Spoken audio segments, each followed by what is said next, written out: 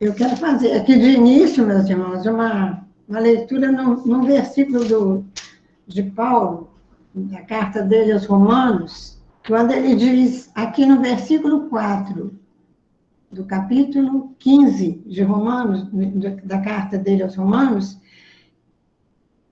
isso aqui que nós conhecemos, né? Porque tudo o que dantes foi escrito para nosso ensino, foi escrito para que pela paciência e consolação das Escrituras tenhamos esperança. Eu lendo esse texto aqui, introduzindo com essa palavra de Paulo, porque eu vou lá para o Velho Testamento.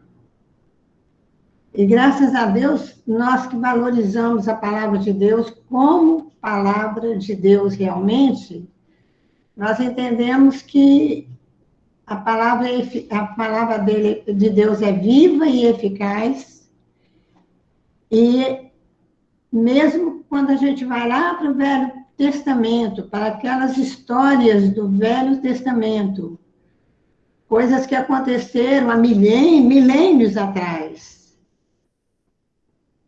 nós nessas histórias, nós nos encontramos. Nessas histórias, nós percebemos que elas têm tudo a ver conosco, nesse século XXI em que nós estamos, né? Então, e Paulo diz isso, que tudo que dantes foi escrito foi justamente para nosso ensino, para que pela paciência e consolação das Escrituras nós tenhamos esperança. É uma palavra que me veio, um tipo de uma palavra de advertência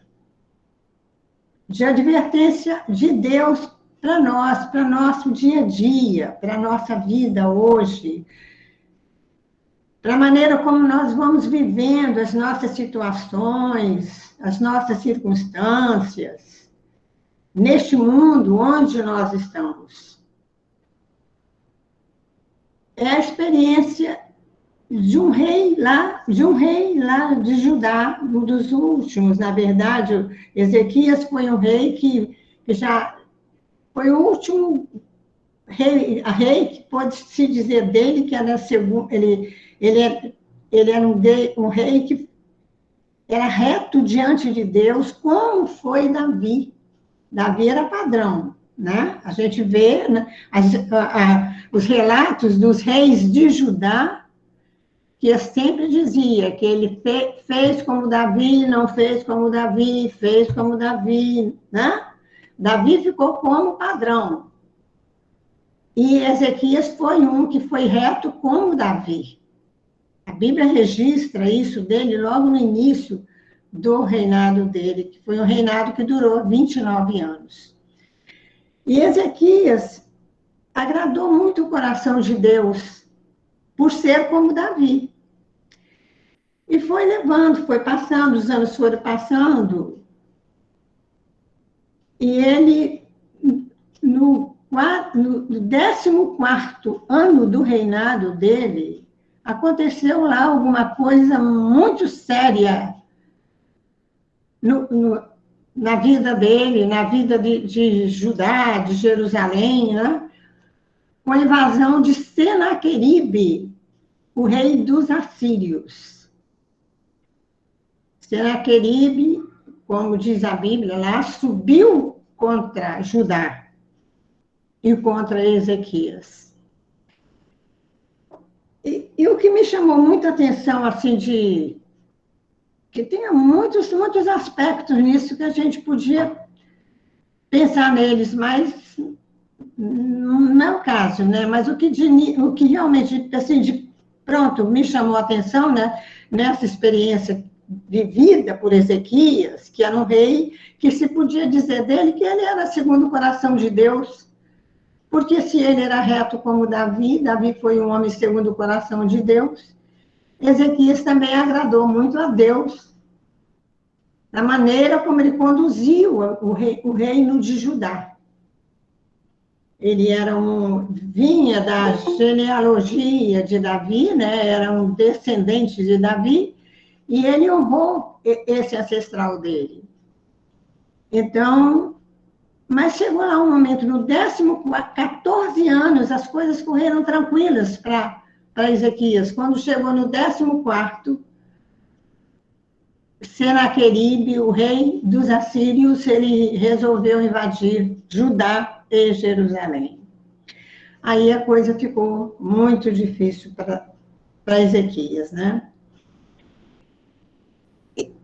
A Bíblia não entra em muitos detalhes sobre a reação, primeira reação de Ezequias diante daquela situação, que não era uma situação que ele se sentia em condições de enfrentar. Ele não via como enfrentar aquela situação. Pelo desenrolar de tudo, a gente chega a essa conclusão, sim. E apesar de não estar registrado com todas as letras, mas está bem implícito, de início, a primeira coisa que Ezequias aparentemente fez, porque a gente subentende pelo relato todo, pelos registros, inclusive de Isaías. Isaías, ele profetizou no tempo, foi o último rei da profecia de Isaías, né? Então, o que dá para entender é que a primeira coisa que passou pela cabeça de Ezequias, o rei, foi procurar ajuda no Egito. Foi procurar ajuda no Egito. E a gente lê aqui em alguns textos que essa coisa de procurar ajuda no Egito para o povo de Israel era a primeira coisa que passava pela cabeça do povo judeu quando se via em algum aperto, alguma situação como essa que Ezequias estava, era procurar o apoio bélico, político do Egito. E aí que vem essa situação toda complicada, que Deus não se agradou definitivamente nem um pouco. Então, Deus entra aqui, eu vou ler aqui 2 textos aqui no livro de Isaías, quando Deus chama a atenção para isso. No capítulo 30, fala assim, meus irmãos, quem tiver a Bíblia aí, você pode abrir capítulo 30 e acompanhar aqui, né? Ai dos filhos rebeldes, diz o Senhor, que tomam conselho, mas não de mim. Olha Deus aí. Ó, ai dos filhos rebeldes, diz o Senhor, que tomam conselho, não de mim, e que se cobrem com uma cobertura, mas não do meu espírito. Para o quê? Acrescentarem pecado a pecado. Que descem ao Egito sem pedirem o meu conselho, para se fortificarem com a força de Faraó e para confiarem na sombra do Egito. Porque a força de Faraó, aí Deus fala, ai de quem faz isso, ai de quem não se aconselha comigo antes e vai correndo buscar o socorro lá no Egito. O que é que vai acontecer? Ai deles, porque a força de Faraó se tornará em vergonha e a confiança na sombra do Egito em confusão. Porque os príncipes egípcios, porque os príncipes, aliás, os príncipes judeus, os príncipes do governo deles, já estavam nas cidades egípcias, já tinham ido. E ele disse, porque os seus príncipes já estão em Zoan, cidade do Egito. E os seus embaixadores já chegaram a Rames, que também é uma cidade, outra cidade do Egito. Aquela comitiva que Ezequias mandou para buscar socorro no Egito já estava lá. Já estava lá. E o que é que Deus continua? Todos se envergonharão de um povo que de nada lhes servirá, nem de ajuda, nem de proveito, porém de vergonha e de opróbrio. Então Deus está aqui, ele entrou mesmo quente contra Ezequias, nessa tentativa de Ezequias buscar no Egito o socorro diante da ameaça do avanço de Senaqueribe sobre o reino de Judá. Aí vem assim, um texto assim, interessante que diz: peso dos animais do sul. Para a terra de aflição e de angústia, de onde veio a leoa e o leão, e a víbora e a serpente ardente, voadora, levarão as costas, isso está se referindo ao Egito, iam por lugar assim, levarão as costas de jumentinhos as suas riquezas, e sobre as corcovas dos camelos os seus tesouros. Há um povo que de nada lhes aproveitará. Olha só. Eles iam, e não era ficar barato, não. Eles iam e levavam tesouros, levavam riquezas, nos jumentos, nos camelos, era uma comitiva muito grande, né? Uma caravana. E eles iam lá para o sul, que é o Egito, levando isso para pagar, para agradar Faraó, para Faraó socorrê-lo naquela situação diante do rei da Síria. Aí Deus continua: porque o Egito os ajudará em vão, e para nenhum fim. Por isso clamei acerca disso, no estarem quietos será a sua força. Deus queria que o povo dele, que Ezequias, que era um homem temente a Deus, Ezequias, olha só, às vezes a gente acha que só gente que não teme a Deus faz coisa que não deve, né? Mas Ezequias era um homem temente a Deus. Está dito que ele fazia tudo bonitinho, como Davi fez. Ele agradava o Senhor com o governo dele, com a maneira que ele se conduzia como rei em Judá. Não era como parece que grande maioria daqueles reis que só faziam coisas que faziam que era mal aos olhos do Senhor, como essa expressão é muito repetida na Bíblia, na história dos reis de Judá. De Israel, então, nem se fala, depois que o reino se partiu lá. Então, Deus está dizendo para eles que no estarem quietos estaria a força deles. O que é que Deus quis dizer com isso? Quietos confiando nele, né?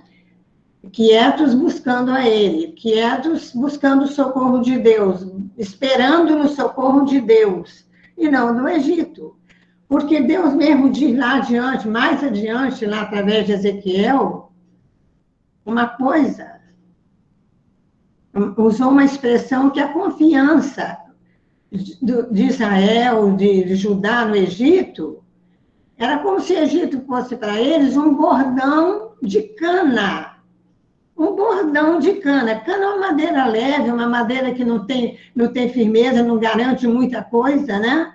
E diz lá, essa cana quebrada, porque eles acabavam quebrando até o próprio Egito, porque o Egito não aguentava com a situação também, e Israel ia junto, né? E todo mundo se dava mal. Tanto, como vamos ver aqui no capítulo 31 agora, tanto o ajudador, que era o Egito, buscado, procurado por eles, como o ajudado, se dava mal um e outro. Então, não era por aí, não era por aí. Isso aí a gente vai vendo, e como Paulo diz que tudo que foi escrito para o nosso ensino foi escrito, a nossa vida, os momentos que a gente vive, as circunstâncias muito difíceis que a gente às vezes enfrenta, e esse mundo não é mole, Jesus disse que nós teríamos aflições, e elas chegam, e não adianta a gente achar que vai tudo ser um mar de rosa, porque isso aí é ilusão, isso não existe. Essa coisa toda que se ouve por aí, agora é só alegria, não. Nós estamos na velha terra, a nova terra não chegou ainda. Então, se todas as situações em que nós nos deparamos e nos vemos metidos nela, de circunstâncias difíceis, de coisas que a gente não tem para onde se virar, quem que vai me ajudar, como é que eu faço isso, coisa e tal, todos nós sabemos o que é isso, eu acredito que todos nós sabemos. Todos nós vivemos, já vivemos, estamos vivendo, vamos viver momentos assim, difíceis para nós. Então, e Ezequias com certeza estava vivendo dele. Um momento extremamente crítico para ele, com um exército poderoso, e em momento nenhum Ezequias fala em mexer com o exército, porque eu acho que nem tinha, nesse momento, na situação que estava Judá. Então, aí volta aqui no capítulo 31 a falar nesse mesmo tom. Novamente, Isaías repete essa profecia, foi feita 2 vezes. E foi feita dentro desse contexto, dessa situação toda de Ezequias, ameaçado pelo exército de Senaqueribe. Então, diz agora, no capítulo 31, é um novo ai. Lá, ai dos filhos rebeldes. Aqui está assim, ai dos que descem ao Egito a buscar socorro e se estribam, olha só, colocam a confiança, né? Se estribar, pisar num estribo, para o estribo segurar a gente, né? Então, se estribam em cavalos, que eram dos egípcios, né? Porque eles nem tinham essa coisa toda. E a sua confiança em carros, a sua confiança em carros, porque são muitos, o exército egípcio era poderoso, porque são muitos, e nos cavaleiros, os soldados, os guerreiros do Egito, eles eram poderosíssimos.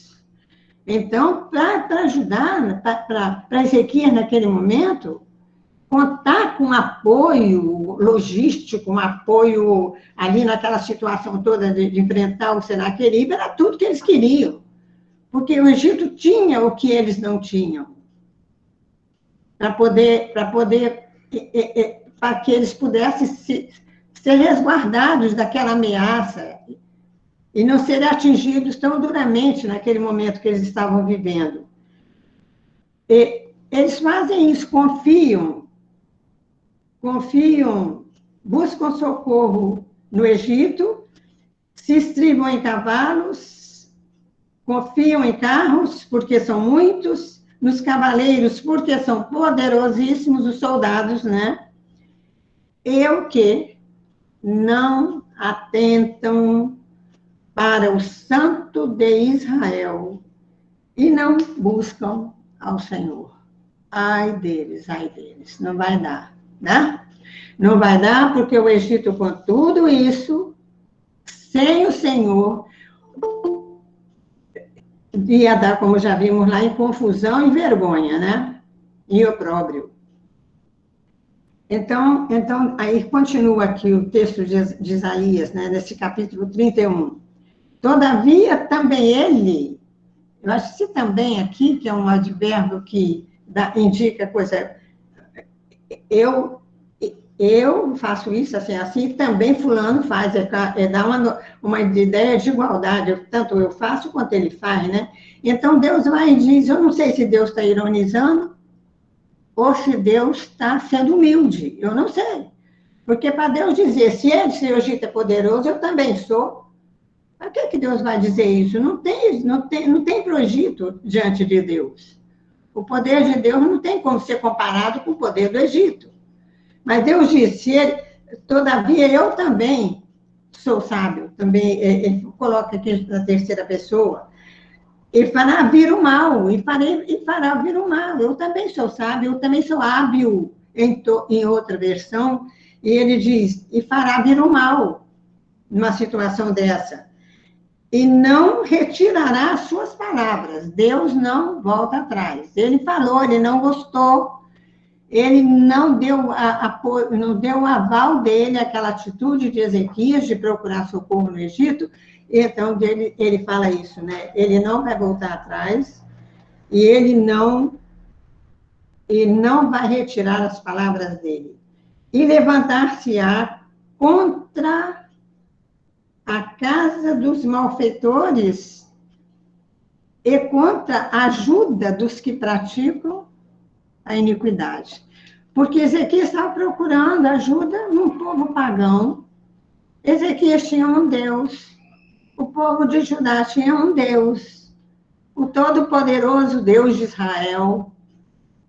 Um povo com uma história extraordinária, com o poder de Deus. Eles tinham tudo, vão procurar o Egito, né?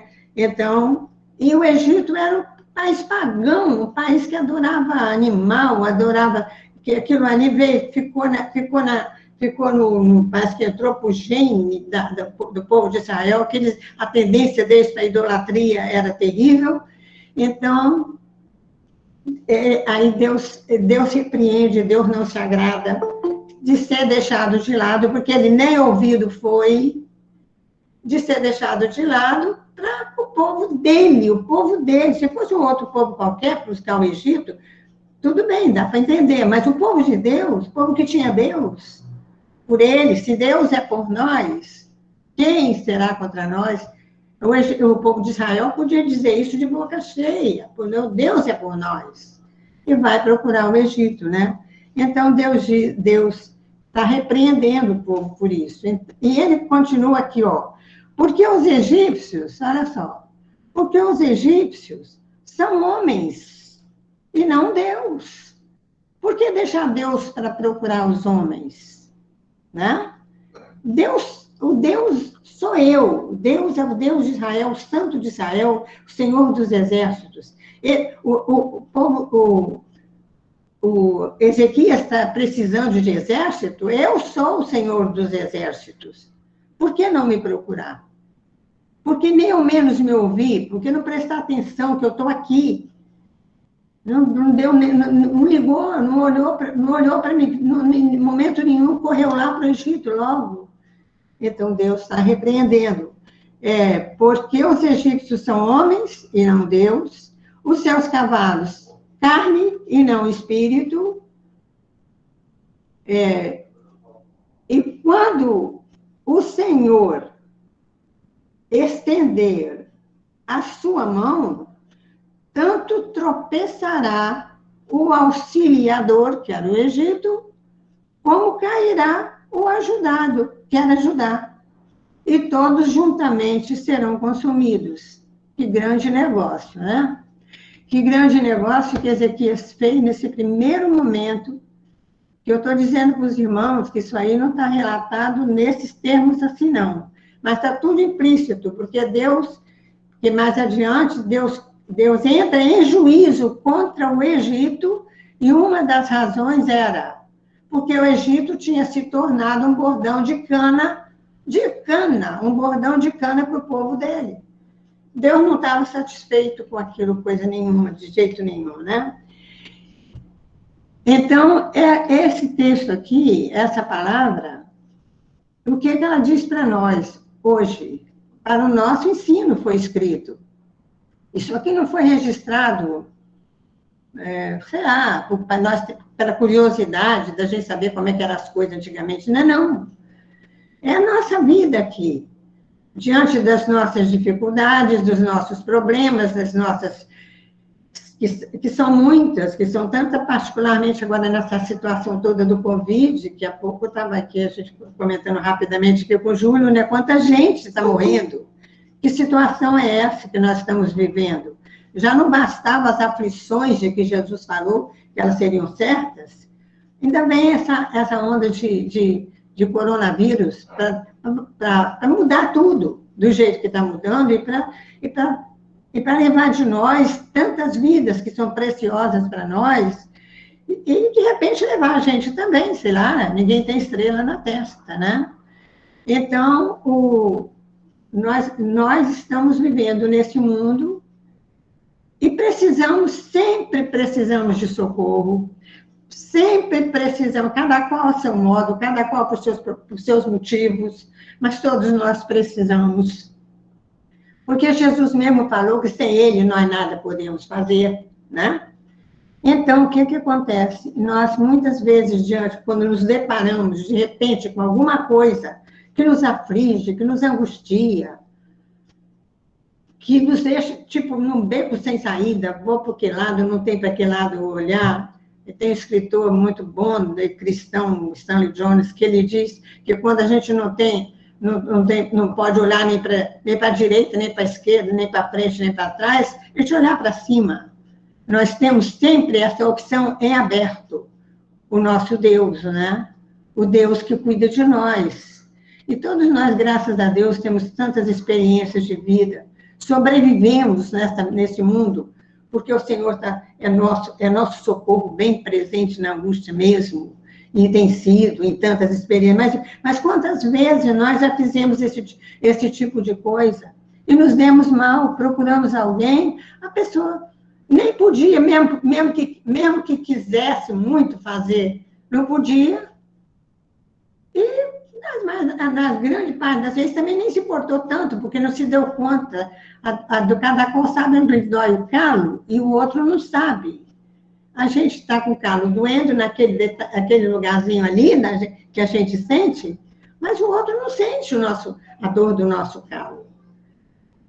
Então, nós não podemos esperar que sinta também. E graças a Deus, porque é assim, eu entendo que é assim, que deva ser. Agora, então, por causa disso, a gente vai e volta, pior ainda, porque tentou aquele recurso, aquela coisa, e não deu certo, não adiantou, volta com vergonha, porque ainda foi pedir, sei lá o quê, aquela coisa toda, né? Então, Deus, ele entra com essas duas profecias aqui no capítulo 30 e no capítulo 31 de Isaías, em cima de Ezequias, no momento quando Deus diz, não estar quieto e sossegado, estaria por sua força. Tá? Fica quieto, espera em mim. Joga para mim, lançai sobre mim as vossas ansiedades, os vossos fardos, que eu tenho cuidado de vós, né? A gente sabe de tudo isso e chega numa hora que a gente, em vez de correr para Deus antes de qualquer outra coisa. Porque se Deus quiser usar o Egito, ele vai usar. Deus vai usar o Egito se ele quiser usar. Agora, o que Deus não se agrada é que a gente decida, antes de qualquer coisa, procurar o Egito. Seja lá o Egito, esse Egito, seja lá o que for para nós. Ou quem for para nós, né? Então, esse aí é um ponto em que essa situação de Ezequias, essa experiência que Ezequias viveu, e não ficou por aí, não. Ezequias, quando ele viu que do Egito, ele só se envergonhou e teve prejuízo, porque ele mandou tesouros e riquezas para o Egito ajudá-lo. Ficou a ver navios, não conseguiu.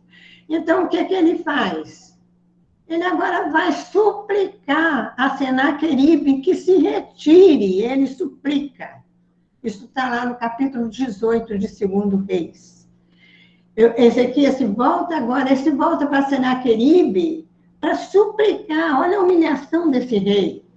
Tudo isso porque estava fazendo tudo errado, o tempo todo, desde o início. Foi lá suplicar para Senaqueribe se retirar e dizer para ele, eu faço tudo que Vossa Majestade exigir de mim. A Vossa Majestade faz o que quiser de mim. Eu atendo a qualquer exigência, mas se retira, não, porque Senaqueribe chegou, invadiu Judá e foi logo conquistando as cidades fortes de Judá. Ele tomou as cidades fortes de Judá. Isso apavorou Ezequias e o povo, né? Então, ele foi pedir, e aí Ezequias diz assim, pequei, retira-te de mim e eu faço o que vossa majestade quiser. E ele fala, pequei? Por que ele foi falar isso para Senaqueribe, né? Com certeza é porque ele já foi. Irmão, me desculpe a expressão meio coisa, mas eu sou meio assim mesmo.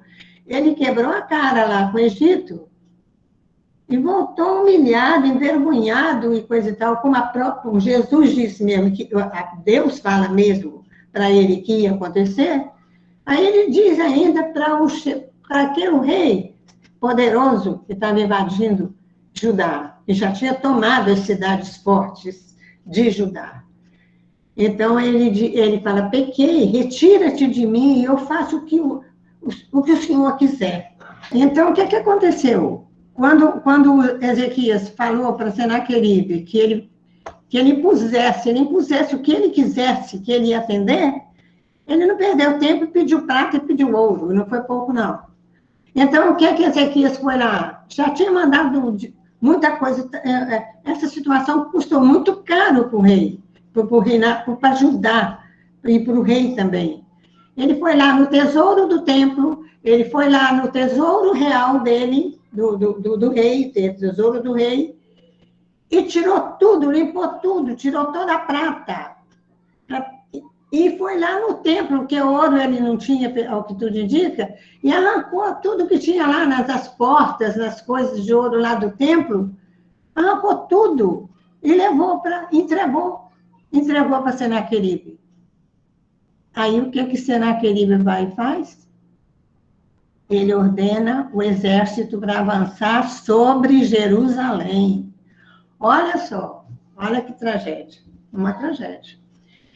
Aí, pronto, quando aconteceu isso, e nesse meio tempo Isaías está fazendo essas profecias, está repreendendo ele o tempo todo. Aí o que acontece? Quando ele vê que, aí vem o Senaqueribe estava ocupado lá, num outro local lá, resolvendo lá uns problemas de guerra também, aí mandou uma comitiva lá com exército, um grande exército para invadir Jerusalém. E esse o Rabsaque, aquele homem, o homem de confiança lá de Senaqueribe, chegou lá em Jerusalém e começou a escarnecer, todo mundo reconhece essa história. Eu não estou contando novidade para ninguém, não. Mas ele chega lá e começa a fazer o quê? Zombar do povo. Subiu lá no muro, lá de Jerusalém, e começou a falar, o que vocês estão esperando? Vocês estão confiando no quê? Vocês estão confiando no Egito? Aquele bordão de cana quebrada, que se alguém encostar, apoiar a mão, vai se machucar, vai se ferir. Então, o que é que vocês estão esperando? Vocês confiam em Deus? É Deus que vai salvar vocês? Então, escuta aqui, o que vocês acham? O nosso exército, o exército assírio, ele já conquistou várias nações. O que é que os deuses deles fizeram por ele? Nada. Não fizeram nada e já foram conquistados. E vocês agora estão confiando no Deus de vocês? E zombaram, escarneceram em tudo, né? E quando a situação chegou a esse ponto, que o exército estava cercando agora Jerusalém mesmo, então, caiu a ficha, né? Do Ezequias. E o que é que ele fez? Ele entrou no templo, rasgou a roupa dele, rasgou as roupas, costume deles, né? Rasgou, e se vestiu de saco, e entrou no templo. E foi orar, foi pedir socorro a quem ele devia ter pedido lá no comecinho. E foi orar. E mandou logo o mensageiro lá chamar Isaías, avisar Isaías do que estava acontecendo, porque Isaías vinha alertando e ele não ouviu, mas ele foi chamado E então vem aquela sequência lá dos capítulos 36 e 37 de Isaías. Vale a pena serem lidos esses capítulos para ver o final dessa história.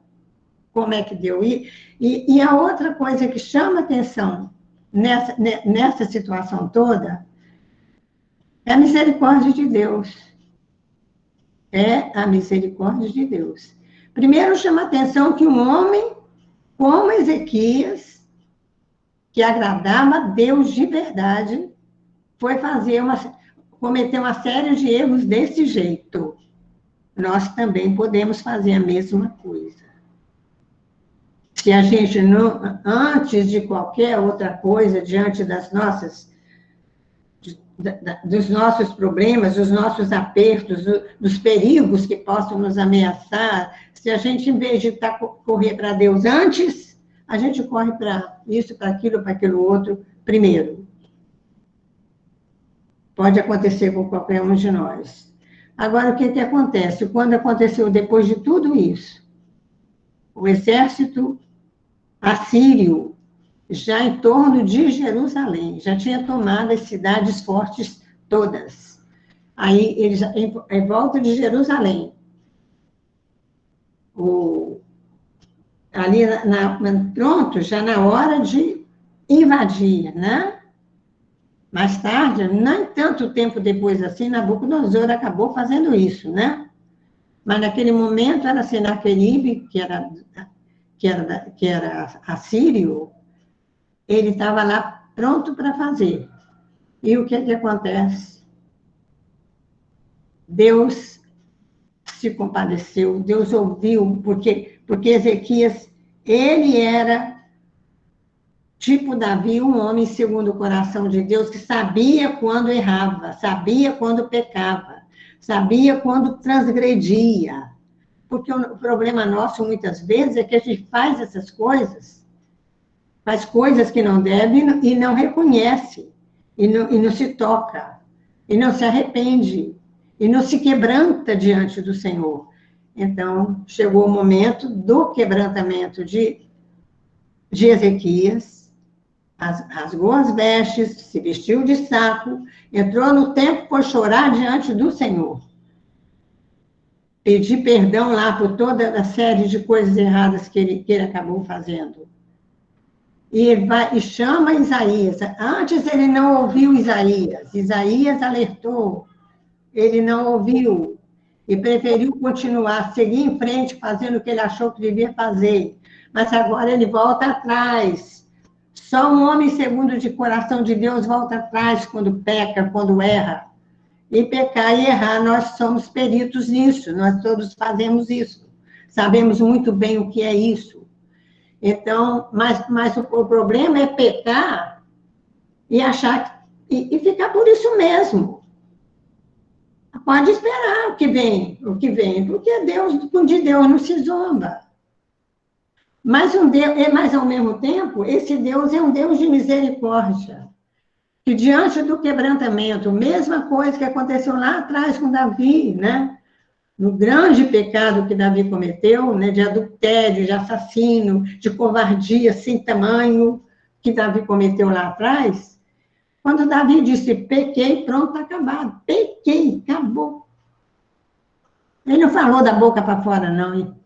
Ele não falou porque não tinha outra coisa para dizer para Natã, o profeta, não. Ele falou porque realmente, finalmente, o coração dele conseguiu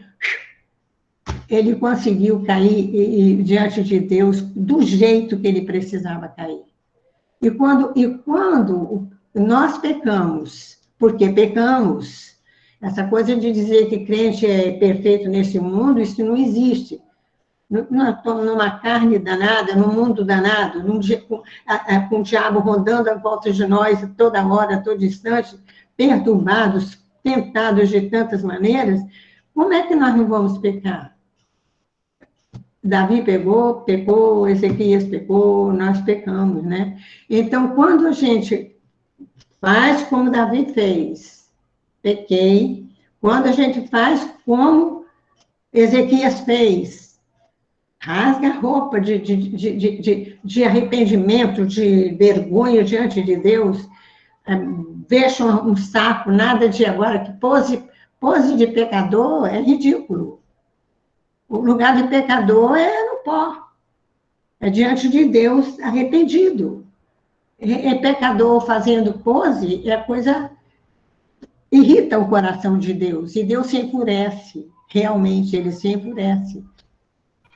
Então ele volta, e eu acho muito interessante, né? Quando ele volta, ora, chama Isaías, Isaías manda uma palavra de conforto para ele, fica calmo, que não vai acontecer isso, não.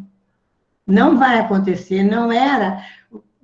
Porque aí depois vem, né? Porque aqui Senaqueribe zombou de Deus, escarneceu de Deus, até que Deus estava usando Senaqueribe em muitas situações ali como chicote de Deus para aqueles povos. E provavelmente posso usar para ajudar naquele momento também. Mas acontece que ele se ensoberbeceu, ele se achou e começou a zombar de Deus. E zombar da confiança que o povo judeu, que os judeus podiam ter nesse tal desse Deus.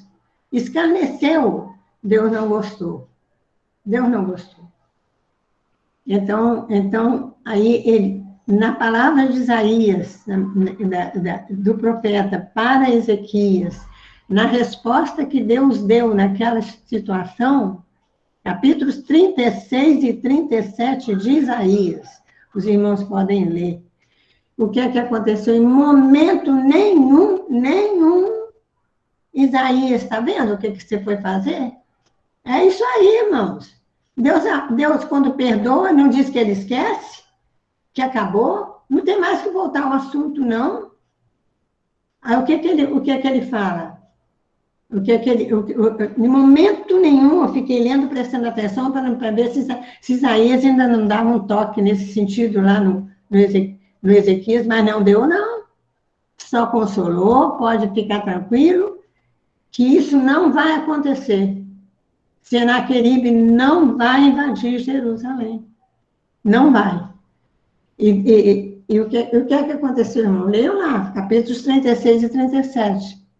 De Isaías, que está relatado lá. Isaías é um profeta, mas acontece que tem uns pontos lá que ele conta as histórias também. Aí chega no fim, aquele exército ali pronto para invadir Jerusalém, destruir, acabar com tudo.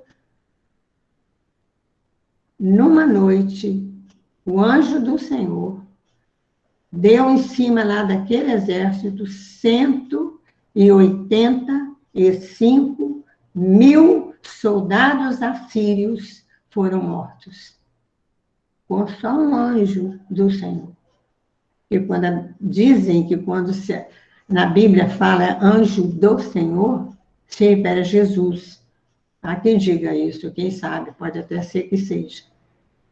Porque com esse poder todo, né? Tem de ser. Então, e Jerusalém foi salva, a vida de Ezequias foi salva. Por quê? Porque uma sequência de erros na nossa vida pode acontecer assim. A gente vem, às vezes, tropeça daqui, tropeça dali, faz um negócio errado aqui, aquilo chama outro erro, porque um abismo chama outro abismo. Está escrito lá no livro de Salmos, né?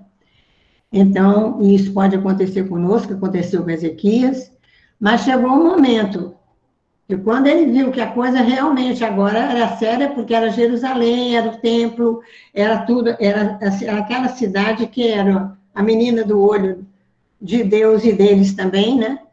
Quando ele viu aquilo estava ameaçado por um grande exército, diz lá, um grande exército. Não era uma tropinha qualquer, não, era um grande exército. Não tinha chance, sem chance para Judá, sem chance para Ezequias. Aí ele se volta para Deus, se arrepende de tudo que ele tinha feito, de errado, de equivocado, até aquele instante. Aí Deus intervém e vai e faz aquela maravilha que está lá relatado no capítulo 36 e 37. E Senaqueribe, com toda a empáfia dele, com toda a soberba dele, o que aconteceu? Voltou para a terra dele, foi lá para Nínive, e um dia lá, ele entrando no templo para se inclinar diante do Deus dele, vieram 2 filhos dele e mataram o próprio pai. Que tragédia. Né? Que tragédia. Então, meus irmãos, o que me chamou, uma das coisas que me chamaram a atenção nisso tudo foi essa questão toda da nossa inclinação humana para buscar ajuda aqui, ajuda ali. O Egito, para nós, pode ser qualquer coisa, pode ser uma pessoa influente, um político, não sei o quê, coisa e tal. E, sei lá, tanta coisa. Pode ser um empréstimo no banco, tira um empréstimo, mas não consulta o Senhor, não. Daqui a pouco está aqui, não consegue pagar mais. Então, irmãos, a gente precisa aprender, né? Nós precisamos aprender. E essa é uma história tão antiga, não é nova, não. É muito antiga. Ela tem muitos séculos, em torno dos 700 anos antes de Jesus vir. Então, em relação a nós, então, aqui que estamos no século XXI, faz bastante tempo isso, né?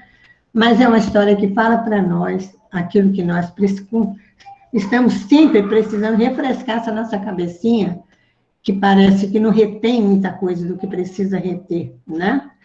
E mostra também esse lado da misericórdia de Deus, porque Deus podia ter deixado para lá logo de uma vez, não quer me procurar, não quer me ouvir, não quer me permitir agir numa situação dessa, vai lá e resolve, então. E daí, pronto, acabou, deixa para lá. Não é assim que a gente, às vezes, faz com as pessoas, insiste, é isso, é ser coisa, mas a pessoa não está nem aí. Dane-se, né? Dane-se, Deus não disse assim. E em momento nenhum, nem ao menos lembrou a Ezequias tudo que ele havia feito de errado naquela situação. E eu vou encerrar, irmãos, estou encerrando. Só vou ler um versículo aqui que para mim é um versículo, não sei se já chamou a atenção dos irmãos esse versículo aqui de Isaías, porque já há muito tempo esse versículo me chamou a atenção, e numa vigília de sexta-feira da igreja, eu me sentei perto do irmão Valtir e disse: irmão Valtir, você já reparou isso aqui? O que é que Isaías está dizendo aqui? O que é que está escrito aqui nesse livro, nesse texto aqui? Sentei e li para ele. Ele ficou olhando para mim, aquele olhar muito peculiar do irmão Valtir, quando está com o pensamento dele lá, cavucando o quê, procurando, coisa e tal, né? Eu vou ler para os irmãos esse texto. Foi esse o texto que eu li para ele. Porque olha só a ajuda, olha só a ajuda que Ezequias ia deixando de lado o tempo todo. Olha só. Porque assim me disse o Senhor. Isaías está falando. Deus falou para Isaías e está aqui para a gente ler, para a gente conhecer. Porque assim me disse o Senhor.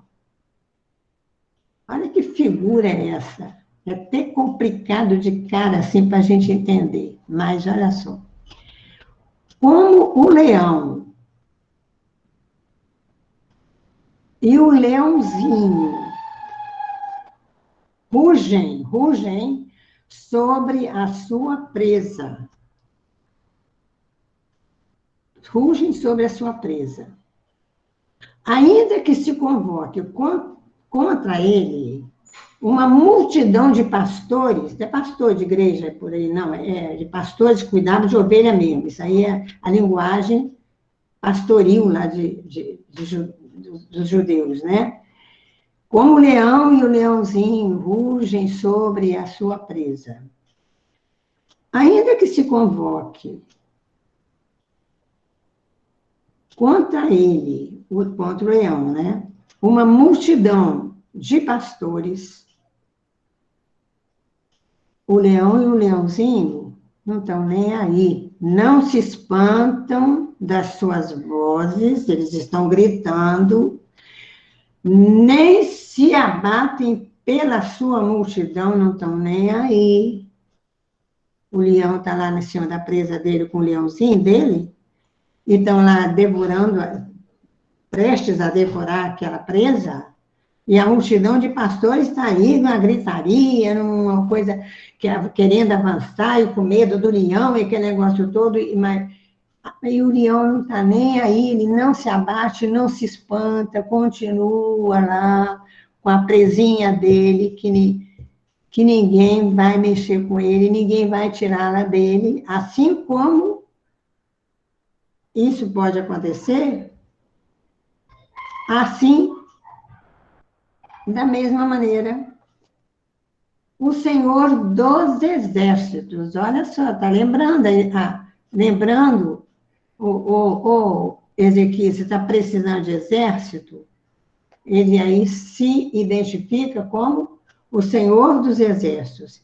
O Senhor dos Exércitos, assim como o leão está lá, seguro na presa dele, assim o Senhor dos Exércitos descerá para pelejar sobre o Monte Sião e sobre o seu outeiro. É uma figura meio complicada, né? Porque a gente não acha muito boa essa ideia do povo da presa estar lá nas garras do leão, né? E achava bom que os pastores conseguissem libertar a presinha, né? Mas a comparação que Deus faz é uma comparação meio assim, como quem diz, assim como o leão está ali, e ninguém tira a presa dela, ninguém tira quem está nas mãos do Senhor, ninguém tira quem está nas mãos do Senhor, de jeito nenhum. Não existe essa possibilidade. Assim como o leão segura a presa, Deus segura a nossa vida, Deus segura o monte de Sião, estava sendo ameaçado por Senaqueribe, Deus segura o monte de Sião e o seu outeiro. E ele é o Senhor dos exércitos e segura. E no versículo seguinte diz, como as aves voam, é outra coisa maravilhosa de pensar. Como as aves voam, assim o Senhor dos exércitos, ele repete, né? Porque a questão ali é de guerra, né? Ele está falando para Ezequiel, né? Assim o Senhor dos exércitos, o que ele vai fazer? Assim como as aves voam, o Senhor dos exércitos amparará a Jerusalém, ele a amparará e a livrará, e passando, a salvará. Como é próprio da ave voar, assim como as aves voam, o Senhor vai fazer isso. Ele vai amparar, ele vai socorrer, ele vai salvar Jerusalém. Assim como as aves voam. É da natureza da ave voar, é da natureza de Deus cuidar, é da natureza de Deus proteger, é da natureza de Deus guardar, é da natureza de Deus salvar. Então, por que o Egito? Né? Como explicar o Egito? Né? Senão na dureza do nosso coração, senão na nossa falta de entendimento de quem, na verdade, Deus é. Né? Então, que Deus tenha misericórdia de nós e nos dê essa visão de Deus, do Deus que Ele é. Ele disse, eu sou o que sou. Então, essa identidade de Deus, ela precisa ficar tanto quanto possível clara para nós. Porque na medida que nós vemos Deus como Ele é, na medida que nos é possível, na nossa humanidade, nós não vamos nem querer saber de Egito, nós não vamos querer saber de ajuda daqui, da lá, de ninguém, nós vamos correr para Ele. E eu repito, se Ele quiser usar o Egito, Ele vai usar. Ele usou o Egito na vida do povo judeu. A nação de Israel se formou lá dentro. Ele usou o Egito. Quando José falou para os irmãos dele que eles não precisavam ficar preocupados, que foi Deus que mandou, o havia mandado para o Egito, e ele foi vendido pelos irmãos, num episódio horrível, né, uma coisa terrível, Mas o que que acontece? Ele disse para ele, foi Deus que me mandou para cá, para salvar vocês, para salvar a minha família. Então, às vezes a gente vê coisas acontecendo que, aos olhos da gente, são as piores possíveis. Pode haver alguma coisa pior do que irmãos vender um irmão por causa de despeito, de ciúme, desse tipo de coisa? Então, foi o que aconteceu lá com José. Mas lá adiante, quando os irmãos ainda, cheios de medo, agora nosso pai morreu, agora vai chegar a nossa vez. Agora José vai engrossar conosco, agora a coisa vai mudar. Ele estava nos tratando a pão de ló aqui por causa de papai. Mas papai já morreu. Estamos nós aqui à mercê dele. O que nós fizemos por ele não tem como perdoar. Eles não conseguiam entender, se sentir perdoados pelo irmão que já tinha dito para eles que eles não precisavam se preocupar mais. Mas então Deus usou o Egito lá atrás. Deus usa o Egito se ele quiser usar. Mas se eu for procurar o Egito, eu vou me dar mal. Irmãos, Deus os abençoe. Deus ajude a Igreja de Vitória a ser uma igreja que amadureça na capacidade de confiar no Senhor. De verdade, nós precisamos. Eu sinto uma necessidade na minha situação, nas minhas circunstâncias, sobre todos os aspectos da minha vida. Eu sinto muita necessidade disso aqui que Deus fala, de amparo, de proteção, de Deus me segurando nas situações que eu estou vivendo. E eu acredito que isso não é experiência só minha, não, porque estou assim, desse jeito, nas circunstâncias que os irmãos conhecem. Mas há também, cada um de nós, em determinado momento, em determinada situação, todos nós precisamos procurar primeiro o Senhor. Jesus fala, buscar primeiro o reino de Deus e a sua justiça e as demais coisas. Mas a gente corre atrás das demais coisas antes de buscar o reino e a justiça do reino. Então, irmãos, que Deus tenha misericórdia de nós, que Deus esteja nos abençoando, que essa coisa toda aí desse corona que está botando a gente em casa, que não está permitindo que a gente se distraia tanto com muitas outras coisas por aí. Isso aí a gente aproveite para crescer um pouquinho, a gente precisa. Eu agradeço a Deus, porque Ele é um Deus de misericórdia, que vai, vem e faz essa maravilha que acabou fazendo na vida de Ezequias e de Jerusalém, porque um homem rasgou as roupas, se vestiu de saco, entrou no templo e foi orar. Para Deus nunca é tarde, irmãos. Para Deus, o tempo de Deus, quem me fixará o tempo? O tempo de Deus é o tempo do nosso arrependimento, é o tempo do nosso quebrantamento diante dele, diante das burradas que muitas vezes a gente faz na vida. Então, que Deus nos abençoe. Eu fico feliz de estar falando. Para mim, isso é uma batalha muito grande. Eu penso 1000 vezes por que eu aceitei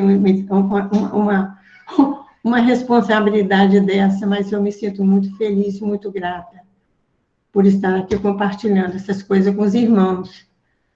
E que os irmãos fique bem claro para a gente, que não importa até onde a gente foi errando, como Ezequias foi, primeiro o Egito, depois Senaqueribe, lá se humilhando, se arrastando diante de Senaqueribe, ele não precisava fazer isso, né? Ele tinha um Deus que poderia honrá-lo.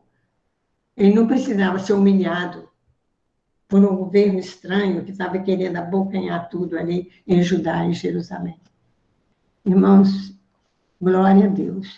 Muito obrigada pela atenção dos irmãos. Que Deus abençoe a semana que a gente tem pela frente e que esteja guardando a vida de cada um de nós e que a gente reflita, né, naquele momento do aperto, naquele momento do não tem outro jeito, não sei o que fazer, não tem para onde ir, não tem com quem falar, não tem nada, não tem nada. Tem Deus, irmãos, tem Deus. Sempre tem Deus, e Ele é o Senhor dos Exércitos. Poderoso, né? Acima de qualquer poder. Esse é o nosso Deus. Glória a Deus. Deus nos abençoe a todos.